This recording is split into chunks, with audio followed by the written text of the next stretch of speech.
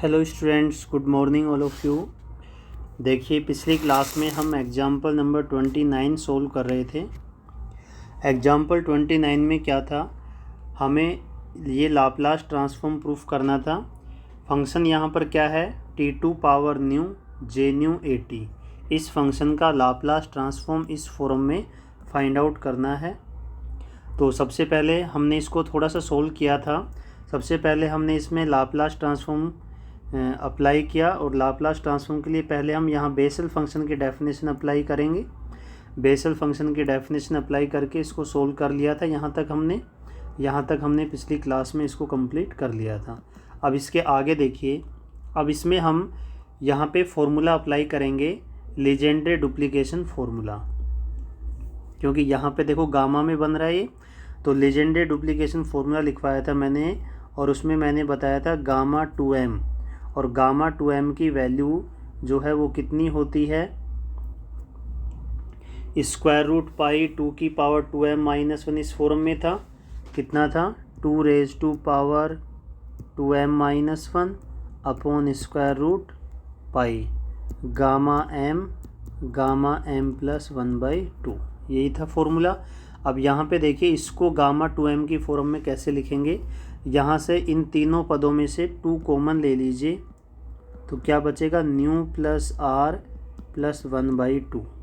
तो यहाँ पर m की वैल्यू कितनी हो गई, न्यू प्लस r प्लस 1/2 हो गई। ठीक है, तो इस फॉर्म में लिखकर और फिर ये फॉर्मूला हम अप्लाई करेंगे। इसमें जहाँ जहाँ m है वहाँ पर कितना रख दो, new plus r plus 1/2 put कर दीजिए। तो देखिए रिजल्ट किस प्रकार से बनेगा, ये देखिए, -1 to power r factorial r nu plus r plus 1 का गामा a/2 की पावर न्यू प्लस 2r, ये तो एज इट इज़ है। उसके बाद इसकी जगह कितना आएगा, देखो 2 की पावर 2m माइनस 1, ये पूरा 2m है, इसमें से -1 करेंगे तो क्या बचेगा, 2 न्यू प्लस 2r बचेगा। तो यहाँ पे कितना आ जाएगा, 2 की पावर कितना आ जाएगा, 2m माइनस 1, m की जब वैल्यू रखेंगे तो यहाँ बचेगा 2 न्यू प्लस 2r। उसके बाद क्या है, गामा m का मान बताया था मैंने कितना, न्यू प्लस r प्लस 1/2। फिर क्या आएगा, गामा m प्लस 1/2। तो जब m में 1/2 ऐड करेंगे तो कितना आएगा, gamma nu plus r plus 1 upon में क्या आएगा, स्क्वायर रूट पाई, और p की पावर यहाँ पे कितना है, 2 न्यू प्लस 2r प्लस 1 ही है। तो ये एज इट इज़ आ जाएगा।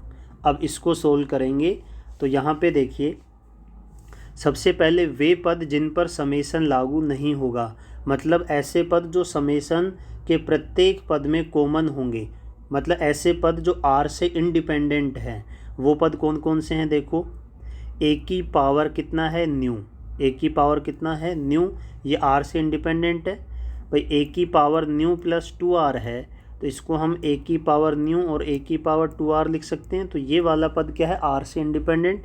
ऐसे अपोन में देखो 2 की पावर कितना है, ये जो 2 है इसकी पावर कितना है, 2 की पावर है न्यू प्लस 2r, और ऊपर 2 की पावर कितना है, 2 न्यू प्लस 2r।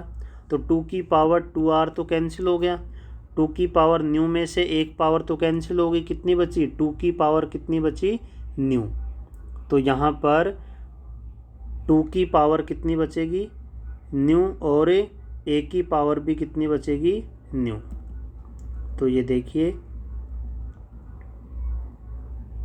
2 की power new plus 2r cancel, यहाँ बचेगा 2 की पावर न्यू और a की पावर न्यू। तो साथ में लिख देंगे इसको, 2a की पावर कितना हो जाएगा, न्यू हो जाएगा।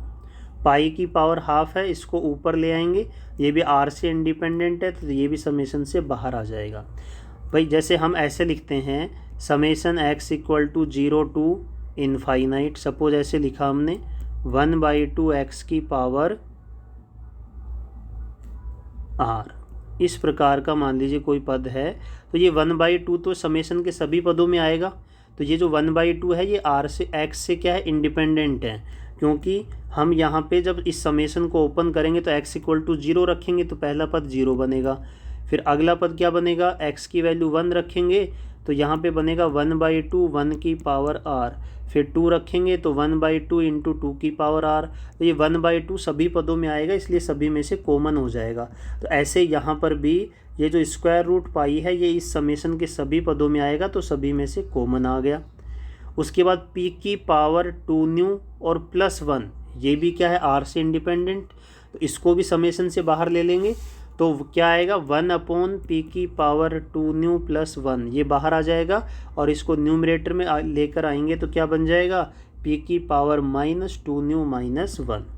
अब समेशन के अंदर क्या क्या बचेगा, -1 की power r factorial r gamma nu plus r plus 1, और देखो इधर भी gamma nu plus r plus 1 है, तो ये इससे कैंसिल हो जाएगा।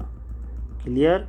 उसके बाद क्या बचेगा, gamma nu plus r plus 1/2, तो gamma nu plus r plus 1/2 हो गया, और साथ में p की पावर कितना बचेगा 2r, p की पावर 2 न्यू प्लस 1 तो बाहर आ गया, तो कितना बचा p की पावर 2r बचेगा।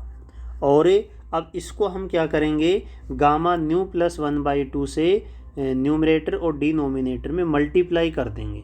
अब यहाँ पे इससे मल्टीप्लाई क्यों किया हमने, क्योंकि मल्टीप्लाई करने से हमारे पास ये वाला फॉर्मूला बन जाएगा, ये लिखा था ना हमने फैक्टोरियल फॉर्मूला। तो देखो यहाँ पर ये न्यू प्लस 1/2 प्लस r है, इस वाली टर्म को हम ऐसे लिख देंगे gamma nu plus 1/2 plus r, तो ये हो गया अल्फ़ा और ये हो गया n, तो अल्फ़ा प्लस n, तो नीचे भी तो अल्फ़ा चाहिए ना गामा में, इसलिए हमने गामा न्यू प्लस 1/2 से मल्टीप्लाई भी कर दिया और डिवाइड भी कर दिया। अब ये जो वाला ये पार्ट है ये क्या बन गया, ये बन गया अल्फ़ा की जगह तो कितना है यहाँ पर, अल्फ़ा की जगह कितना है न्यू प्लस 1/2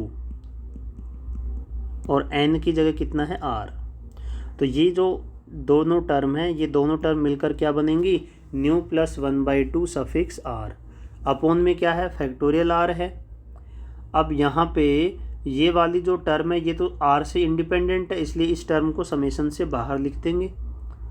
अब -1 की पावर कितना है, यहाँ पे देखिए -1 की पावर कितना है, -1 की पावर है r, p की पावर कितना है 2r, एक टर्म तो हमने इसमें छोड़ ही दी, कौन सी, a की पावर 2r, a की पावर 2r भी तो है, ये कैंसिल थोड़ी ना हुआ है, तो यहाँ पर एक टर्म और आएगी, हमने यहाँ पे लिखा नहीं, a की पावर 2r, ये टर्म और लिखनी है आपको, ये वाली a की पावर न्यू तो बाहर आ गया, या फिर कह दो a की पावर न्यू, इससे कैंसिल तो हुआ नहीं, a की पावर न्यू बाहर आ गया था और a की पावर 2r बचेगा यहाँ पर, तो वो हमें लिखना है।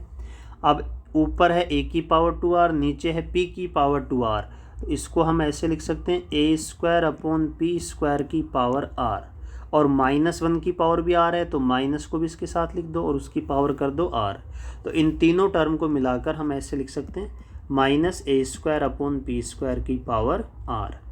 क्लियर।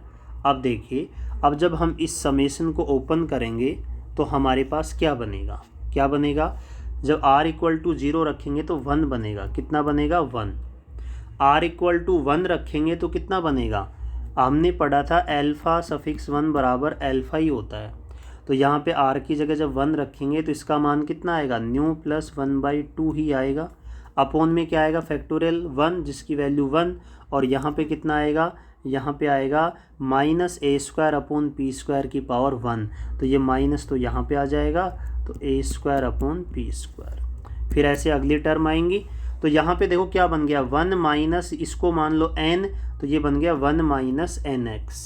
अब आगे जो टर्म आएंगी उनके हिसाब से ये 1 - nx किस में आता है, 1 + x की पावर -n में आता है, पहली टर्म 1 आती है, दूसरी -nx आती है, तो यहाँ पे ये बन जाएगा 1 + x की पावर -n वाला फॉर्मूला, और यहाँ पे जो x है वो x कौन है, वो x है a² p², ये किसका काम कर रहा है, x का काम कर रहा है, क्योंकि यहाँ पे देखो इसका 1 + x की पावर -n का जब एक्सपेंशन करते हैं तो 1 - nx आता है, तो यहाँ पे देखो ये 1, ये माइनस, ये n और ये हो गया x, तो x का मतलब कितना है a² p² है।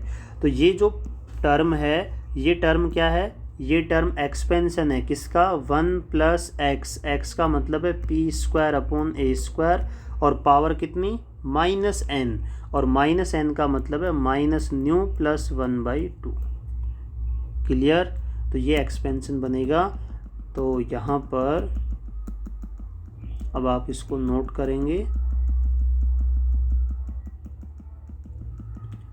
या फिर आप डायरेक्ट ऐसे भी ध्यान रख सकते हो, यदि आपको समेशन दे रखा है r=0 से कितना, इन्फिनिटी, और यहाँ पर जो समेशन के अंदर जो टर्म है वो मान लो ऐसे दे रखी हैं, एल्फ़ा सफिक्स r, क्या दे रखी हैं, alpha suffix r upon factorial r और x की पावर r।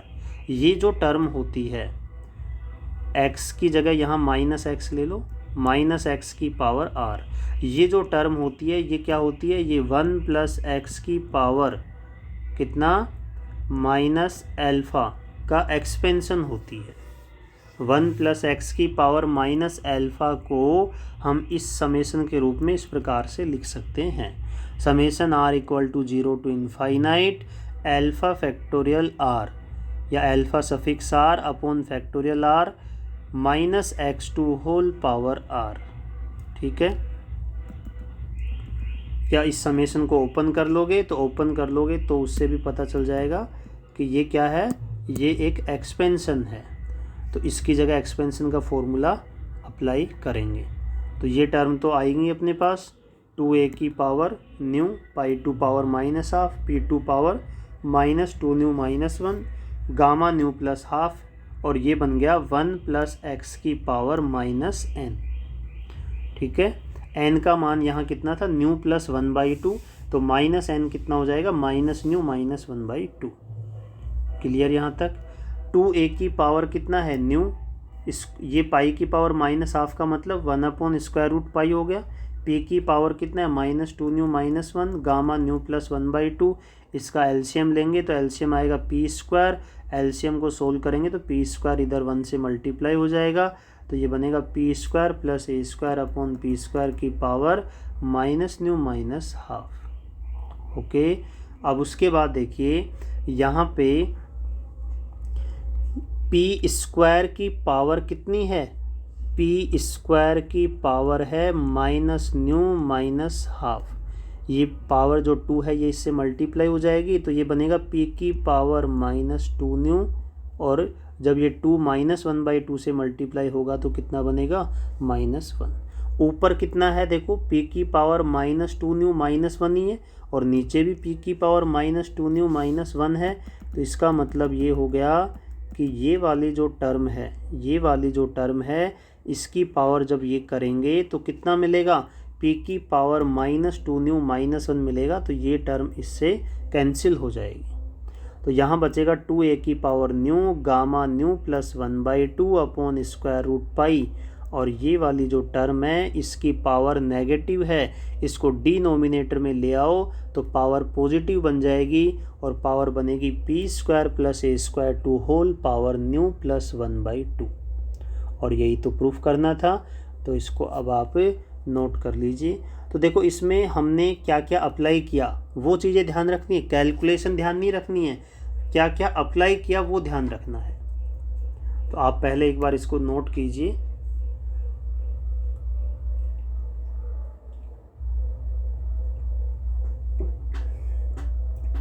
इसमें हमने सबसे पहले तो जो बेसल फंक्शन है उसका फॉर्मूला अप्लाई किया। फॉर्मूला अप्लाई करने के बाद जो r से इंडिपेंडेंट टर्म है उनको समेशन से बाहर लिख दिया। समेशन से बाहर लिखने के पश्चात हमने इसमें साथ में क्या किया, गामा 2m का फॉर्मूला अप्लाई किया। ठीक है? और लाप्लास ट्रांसफॉर्म ज्ञात करके गामा 2m का फॉर्मूला अप्लाई करके और r से इंडिपेंडेंट टर्म को बाहर लेकर और इसको गामा ν+1/2 से मल्टीप्लाई और डिवाइड किया, और यहाँ पे फैक्टोरियल फार्मूला बनाया। ये फैक्टोरियल फार्मूला से ये समेशन क्या बन जाएगा, 1+x⁻⁻n का एक्सपेंशन बन जाएगा, और एक्सपेंशन बनने के बाद इसको कैलकुलेट करेंगे तो रिजल्ट मिल जाएगा। उसके बाद नेक्स्ट है एग्जाम्पल नंबर 31। एग्जाम्पल नंबर जो 30 है ये आप लिखना चाहो तो लिख लीजिए, सेम इसी टाइप से सोल्व होगा। देखो यहाँ पर भी वही है, j⁻⁴ at t की पावर ν+1। सबसे पहले बेसल फंक्शन का फॉर्मूला अप्लाई करेंगे, उसको टी की पावर न्यू प्लस 1 से मल्टीप्लाई करेंगे और फिर उसका लाप्लास ट्रांसफॉर्म लेंगे जैसे अभी हमने किया था, सेम उसी टाइप से। ओके, उसके बाद सोल्व कर लेना इसको, कोई दिक्कत नहीं आएगी, सेम इसी टाइप का, इसलिए मैंने इसका सॉल्यूशन नहीं किया है, आपके लिए छोड़ दिया, इसको कीजिए। एग्जाम्पल नंबर 31 में देखो क्या है, Laplace transform of t to power nu by 2 J nu to square root a t equal to a to power nu by 2 p to power minus nu minus 1 e to power minus a upon p. ये function हमें given है और इसका हमें Laplace transform find out करना है। उसके बाद ये रिजल्ट और प्रूफ करना है, इस फंक्शन का लाप्लास ट्रांसफॉर्म इसके इक्वल होगा, ये हमें प्रूफ करना है। तो देखो ये वाला जो पोर्शन है ना, ये तो लगभग सेम है जैसा हमने एग्जाम्पल नंबर 29 में किया, जो मैंने 30 में आपको बताया, सेम उसी टाइप से लगभग होगा, कैलकुलेशन वही रहेगी। तो एक बार देख लेते हैं इसको। उसके बाद ये 2-3 रिजल्ट हमें डेराइव करने हैं। तो ये रिजल्ट कैसे डेराइव होंगे वो ज़्यादा इम्पोर्टेंट है, क्योंकि ये जो क्वेश्चन है ये तो हम कर चुके हैं, एग्जाम्पल नंबर 9 में भी कर चुके हैं, 30 में भी कर चुके हैं, लेकिन इससे ये रिजल्ट डिड्यूस करना ये इम्पोर्टेंट है। तो पहले तो हम इसको प्रूफ कर लेते हैं। देखिए, Laplace transform of t to power nu by 2 J nu to square root a t, तो it is equal to Laplace transform of t to power nu by 2 J nu, जो बेसल फंक्शन है उसका formula apply कर दो, summation r equal to 0 to infinite minus 1 to power r upon factorial r gamma nu plus r plus 1।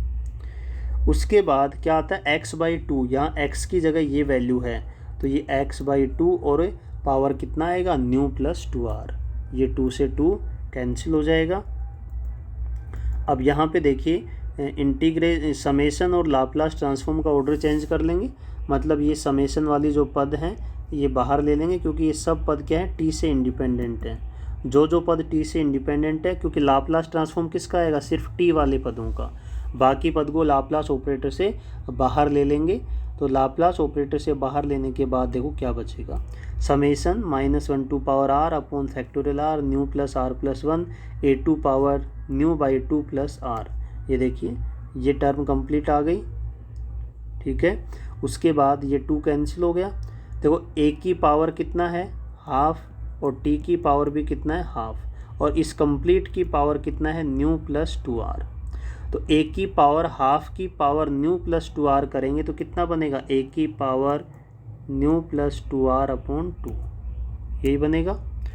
अब new को 2 से divide करेंगे, 2r को 2 से डिवाइड करेंगे तो क्या बनेगा, न्यू बाई 2 प्लस 2r को 2 से डिवाइड करेंगे तो क्या बनेगा, r बनेगा, क्योंकि यहाँ पे क्या 2r अपॉन 2 आएगा, तो 2r अपॉन 2 का मतलब कितना हो जाएगा, r। तो यहाँ पे a2 पावर कितना आएगा, न्यू बाई 2 प्लस r। अब उसके बाद फंक्शन देखो क्या बचा, फंक्शन हमारे पास बचा t की पावर न्यू बाई 2, और साथ में कितना है, देखो ये तो है t की पावर न्यू बाई 2, और यहाँ t की पावर हाफ की पावर न्यू प्लस 2r है। तो एक तो बचा t की पावर न्यू बाई 2 और एक बचा t की power new plus 2r upon 2। Clear. तो यहाँ पे जब हम न्यू को 2 से डिवाइड करेंगे और 2r को 2 से डिवाइड करेंगे तो क्या बनेगा, t की पावर न्यू बाई 2 है ये तो, और साथ में मल्टीप्लाई में कितना आएगा, t की पावर न्यू बाई 2, न्यू को 2 से डिवाइड करेंगे, फिर 2r को 2 से डिवाइड करेंगे तो t की पावर r। ये new by 2 plus new by 2 कितना हो गया, न्यू, तो t की पावर कितना बचा, न्यू प्लस r। क्लियर। इसका लाप्लास ट्रांसफॉर्म फाइंड आउट करेंगे। t की पावर n का लाप्लास ट्रांसफॉर्म होता है t की पावर n प्लस 1, इसका लाप्लास ट्रांसफॉर्म लिखेंगे क्या होता है, अपॉन में तो क्या आएगा, p की पावर n प्लस 1 और ऊपर कितना आएगा, गामा n प्लस 1, या फिर इसको हम ऐसे भी लिखते हैं factorial n upon p2 power n plus 1। तो यहाँ पर गामा वाला फॉर्मूला अप्लाई करेंगे तो t की पावर n का जो लाप्लास ट्रांसफॉर्म होगा वो कितना होगा, gamma n plus 1 upon p2 power n plus 1। तो n कितना है, न्यू प्लस r, तो gamma n plus 1 upon p2 power n plus 1। अब इसको हमें सिंप्लीफाई करना है। तो इसमें से पहले जो r से इंडिपेंडेंट टर्म है उनको बाहर ले लीजिए, जैसे a की पावर 2 न्यू बाई 2, उसके अलावा p की पावर न्यू प्लस 1, तो ये बाहर आएगा तो क्या आएगा, अपॉन में है ये, तो इसको न्यूमरेटर में ले आएंगे तो p की पावर माइनस न्यू माइनस 1 हो जाएगा। समेशन के अंदर क्या बचेगा, देखो ये वाली टर्म इससे कैंसिल हो गई, -1 की power r upon factorial r, और उसके अलावा क्या बचा, a की पावर r। क्लियर, ये टर्म बचेगी। तो यहाँ पर इसको हम कैसे लिखेंगे, साथ में p की पावर कितना है, r, क्योंकि p की पावर न्यू प्लस 1 तो समेशन से बाहर आ गया, तो p की पावर कितना बचेगा, r। तो यहाँ पे देखो इन सभी की पावर r है, तो इसको हम ऐसे लिख सकते हैं -a अपॉन p की पावर r। तो ये देखिए -a अपॉन p की power r upon factorial r। Summation को ओपन कर लीजिए, समेशन को ओपन करेंगे तो r इक्वल टू 0 रखने पर क्या बनेगा, 1, फिर r इक्वल टू 1 रखेंगे तो क्या बनेगा, -a अपॉन p, क्योंकि फैक्टोरियल 1 तो 1 ही होता है। फिर उसके बाद r की वैल्यू 2 रखेंगे तो क्या बनेगा, -a अपॉन p का होल स्क्वायर अपॉन फैक्टोरियल 2। तो ये देखो 1 अपॉन फैक्टोरियल 2, माइनस का स्क्वायर क्या हो गया, प्लस हो गया, और a अपॉन p का होल स्क्वायर। फिर ऐसे अगले टर्म में ये आएगा -1 upon factorial 3 a upon p का whole cube and so on. Clear. अब देखो ये क्या बन गया, ये बन गया 1 minus x plus x square by factorial 2 minus x cube by factorial 3।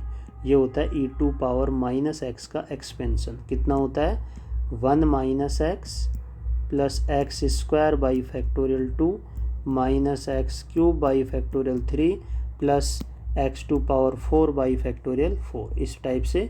तो यहाँ पे x का मतलब कितना है, a अपॉन p है, तो ये बन गया e to power minus a upon p का एक्सपेंशन। ठीक है, तो ये वैल्यू हमने लिख दी और यही हमें इसमें प्रूफ करना था। उसके बाद इससे डिडक्शन करना है हमें, मतलब एक रिजल्ट फाइंड आउट करना है, और रिजल्ट जो है वो ये है, ये रिजल्ट हमें फाइंड आउट करना है। तो ये रिजल्ट कैसे फाइंड आउट करेंगे, देखिए यहाँ पर इस पूरे को आप एक फंक्शन मान लीजिए और इस फंक्शन का क्या करना है, लाप्लास ट्रांसफॉर्म फाइंड आउट करना है। तो लाप्लास ट्रांसफॉर्म का फॉर्मूला अप्लाई करेंगे यहाँ पर। अब देखो ये जो फंक्शन बनेगा, ये फंक्शन किसका बनेगा, ये t का फंक्शन है, क्योंकि ये जो इंटीग्रेशन है ये x के रेस्पेक्ट में है। तो x के रेस्पेक्ट में इंटीग्रेशन करने के बाद इसकी लिमिट रखेंगे 0 से इनफाइनाइट, तो क्या बचेंगे, t के पद बचेंगे इसमें। तो ये जो फंक्शन है ये किसका फंक्शन है, ये पूरा t का फंक्शन है, और t का फंक्शन है तो आपको पता है f ऑफ t, इसको आप f ऑफ t मान लो पूरे को। तो इसका लाप्लास ट्रांसफॉर्म कितना होता है, e to power minus p t f t का इंटीग्रेशन, यही होता है। तो देखो integration 0 to infinite e to power minus p t, और ये हो गया पूरा एफ टी, और ये हो गया D T. Clear, Laplace transform की डेफिनेशन इसमें हमने अप्लाई कर दी। उसके बाद इंटीग्रेशन का ऑर्डर चेंज कर देंगे, यहाँ पे लिख लेना changing the order of integration, changing the order of integration, dt को अंदर dx को बाहर। जब dx बाहर आएगा तो x वाले जो फंक्शन है वो भी इस इंटीग्रेशन से बाहर हो जाएंगे। तो x वाले कौन कौन से पद हैं, e to power minus ax, x to power minus nu by 2 और fx। ये तो x और t दोनों का फंक्शन है, जो केवल x वाले फंक्शन है, क्योंकि dx बाहर गया। ऑर्डर चेंज करना मैंने सिखा रखा है आपको पहले। तो dx बाहर गया, dt अंदर आया, तो ये dx वाले टर्म बाहर आ गए और t वाले टर्म अंदर चले जाएंगे। अब e to power minus p t, t to power nu by 2, e to power a t, ये सब पद कहाँ चले जाएंगे, अंदर चले जाएंगे, और एक पद ये पहले से अंदर, और dt और dx कहाँ आ जाएगा, बाहर आ जाएगा। क्लियर। तो यहाँ पे हमने क्या किया, इंटीग्रेशन का ऑर्डर चेंज कर लिया। अब इंटीग्रेशन का ऑर्डर चेंज करने के बाद यहाँ पे देखो ये वाला जो इंटीग्रेशन है, ये वाला इंटीग्रेशन क्या बन गया, 0 to infinite e to power minus p t और ये पूरा हो गया फंक्शन एफ टी और ये हो गया डी टी। तो ये जो अंदर वाला इंटीग्रेशन है ये इस फंक्शन का लाप्लास ट्रांसफॉर्म बन गया। समझ में आई बात? इस वाले फंक्शन का क्या बन गया? ये लाप्लास ट्रांसफॉर्म बन गया। तो इसको हम क्या लिख सकते हैं? It is Laplace transform of t to power nu by two e to power a t J nu to square root x t. Parameter कितना है? पी है। पैरामीटर यहाँ पर कितना है? पी है। अब देखो यहाँ पर और हमें जो प्रूफ करना है उसमें क्या चेंज है? हमें जो प्रूफ करना है उसमें भी देखो ऐसे लाप्लास ट्रांसफॉर्म की टर्म है। एक बार देख लीजिए इसको, जो प्रूफ करना है और इसमें क्या चेंज है। यहाँ पे देखिए,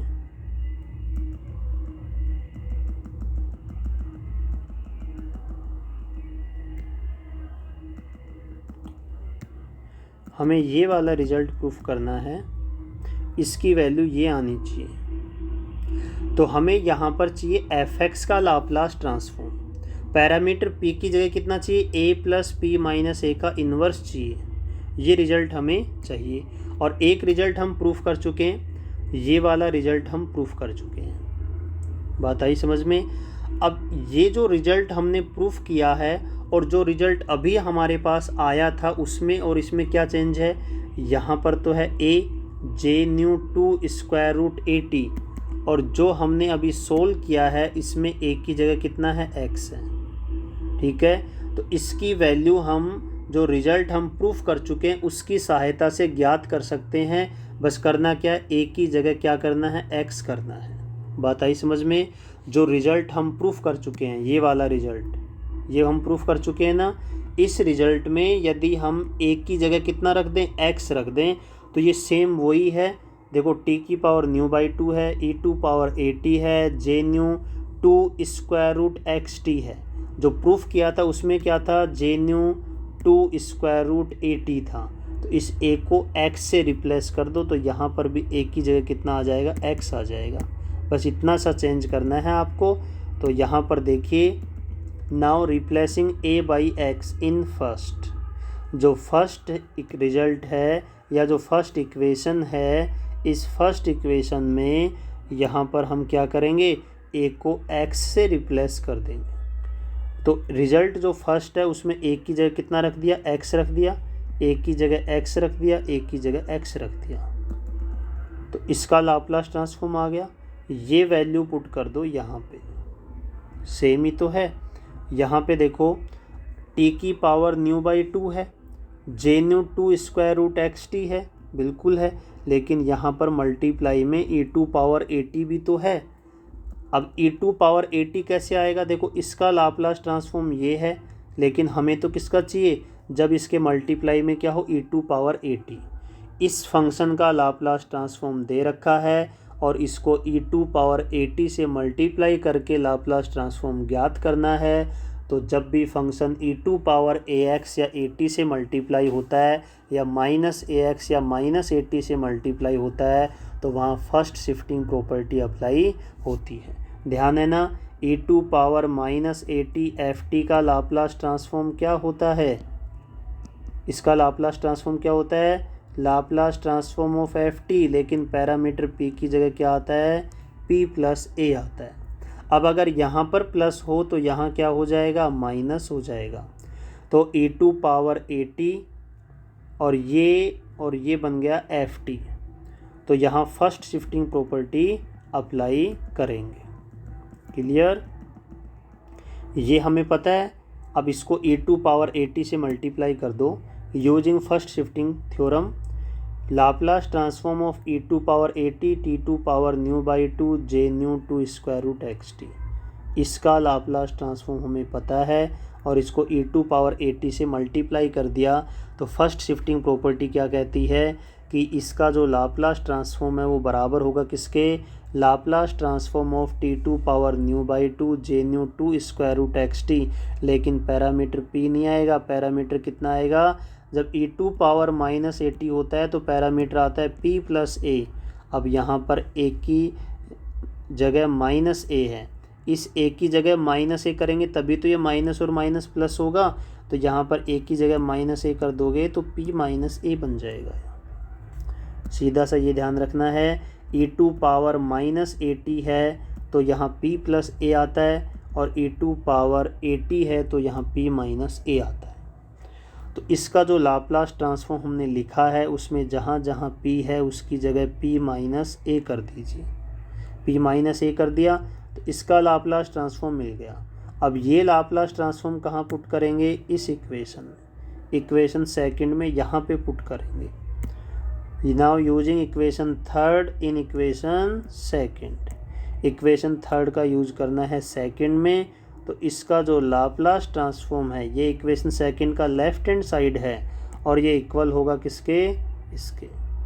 ये हमने वैल्यू पुट कर दी, ये जो वैल्यू है इक्वेशन थर्ड से वैल्यू कहाँ पुट कर दी, इक्वेशन सेकंड में पुट कर दी। ओके, अब देखिए ये जो टर्म है ये तो x से इंडिपेंडेंट है क्योंकि इंटीग्रेशन x के रेस्पेक्ट में है, तो ये x से इंडिपेंडेंट है तो ये तो इंटीग्रेशन से बाहर आ जाएगी। x2 power -ν/2 x2 power ν/2 cancel हो गया। उसके बाद यहाँ पर कितना है, e2 पावर -ax है और यहाँ पर e2 power -x upon p minus a है। तो यहाँ पे आप देखिए दोनों e में हैं तो दोनों मल्टीप्लाई में हैं तो पावर ऐड हो जाएगी, और जब पावर ऐड होगी तो देखो -x और -x दोनों में कॉमन है तो -x तो आ जाएगा कॉमन, तो क्या बचेगा यहाँ पर, तो बचेगा a प्लस यहाँ बचेगा 1/p माइनस a, और 1/p माइनस a को लिख सकते हैं p माइनस a का इन्वर्स और fx और dx। क्लियर यहाँ तक। अब ये क्या बन गया, ये क्या बन गया, ये fx का लाप्लास ट्रांसफॉर्म बन गया, लेकिन यहाँ पैरामीटर कौन है, पैरामीटर है a plus p minus a का इन्वर्स। ये पैरामीटर हो गया और यही हमें इसमें प्रूफ करना था। तो जो फर्स्ट रिजल्ट हम डिडक्शन करेंगे फर्स्ट रिजल्ट का, तो उसमें सबसे पहला काम आपको क्या करना है, जो फंक्शन आपको दे रखा है उसका लाप्लास ट्रांसफॉर्म का फॉर्मूला अप्लाई करना है। ठीक है, देखो ये हमें ज्ञात करना है, इसकी वैल्यू हमें फाइंड आउट करनी है, इसकी वैल्यू फाइंड आउट करनी है। तो इसमें लाप्लास ट्रांसफॉर्म का फॉर्मूला अप्लाई कर दो, फिर इंटीग्रेशन का ऑर्डर चेंज कर दो। इंटीग्रेशन का ऑर्डर चेंज करने के पश्चात ये रिजल्ट हमें मिलेगा, ये रिजल्ट मिलेगा। अब इस रिजल्ट में आप ये देखेंगे कि t2 power ν/2 jν2 square root 80 x नहीं 80 की वैल्यू का लाप्लास ट्रांसफॉर्म हम ज्ञात कर चुके हैं। ठीक है, तो यहाँ पर हम क्या करेंगे, बस जो रिजल्ट हमने ज्ञात किया था उसमें x की जगह कितना था, a था, या फिर से देख सकते हो जो रिजल्ट हमने ज्ञात किया है उसमें x की जगह कितना a, तो इस a को x से रिप्लेस कर दो, बाकी सेम रिजल्ट बनेगा। तो a को x से रिप्लेस कर दिया तो इसका वैल्यू ये आएगा। अब जो रिजल्ट हमें लाना है उसमें तो साथ में e2 पावर 80 भी है, और e2 पावर 80 कैसे आएगा, फर्स्ट शिफ्टिंग प्रॉपर्टी से। तो इसका लाप्लास ट्रांसफॉर्म अगर ये है तो e2 पावर 80 से मल्टीप्लाई कर देंगे तो पैरामीटर p की जगह कितना आ जाएगा, p माइनस a आ जाएगा फर्स्ट शिफ्टिंग प्रॉपर्टी से। जहाँ जहाँ p है वहाँ पर आ जाएगा p माइनस a। ये वैल्यू इक्वेशन थर्ड में सेकंड में पुट कर देंगे, पुट करने के बाद ये रिज़ल्ट आपको मिल जाएगा। क्लियर। उसके बाद नेक्स्ट देखिए आगे, अगला जो रिज़ल्ट प्रूफ करना है, सेकंड जो डिडक्शन है वो क्या है, देखो t2 पावर ν/2 फर्स्ट वाले में भी तो यही था, फिर उसके बाद यहाँ e2 पावर 80 था, लेकिन यहाँ पर डायरेक्ट क्या 0 से इनफाइनाइट। x2 पावर -ν/2 यहाँ भी सेम है, ये नहीं है e2 पावर -ax नहीं है, इसमें क्या है jν2 स्क्वायर रूट xt। तो यहाँ पर आपने ध्यान दिया हो तो ये टर्म और ये टर्म गायब हो रखी है, तो ये टर्म गायब कैसे होगी, a की जगह 0 कर दो, a की जगह कितना पुट कर दो 0, तो e2 पावर 0 कितने हो जाएगी 1। तो ये जो फर्स्ट रिजल्ट हमने प्रूफ किया है इसी से सेकंड रिजल्ट बन जाएगा, बस आपको a की जगह 0 पुट करना है। तो इसमें ये लिखा है आगे, now put a equal to 0 in result first. Result first में a इक्वल टू 0 पुट कर दो तो ये रिजल्ट हमारे पास बनेगा। उसके बाद थर्ड रिजल्ट, अब देखो थर्ड रिजल्ट में क्या है,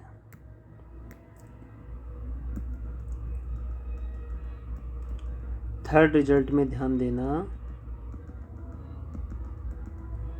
लाप्लास ट्रांसफॉर्म है किसका, J0 a square root t का। लेकिन यहाँ पर क्या था,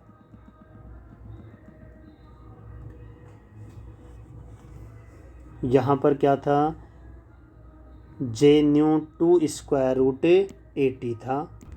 तो करना क्या है, इसमें न्यू की जगह रख दो कितना, 0, क्योंकि हमें जो प्रूफ करना है उसमें J0 है तो यहाँ पे 0 बनना चाहिए।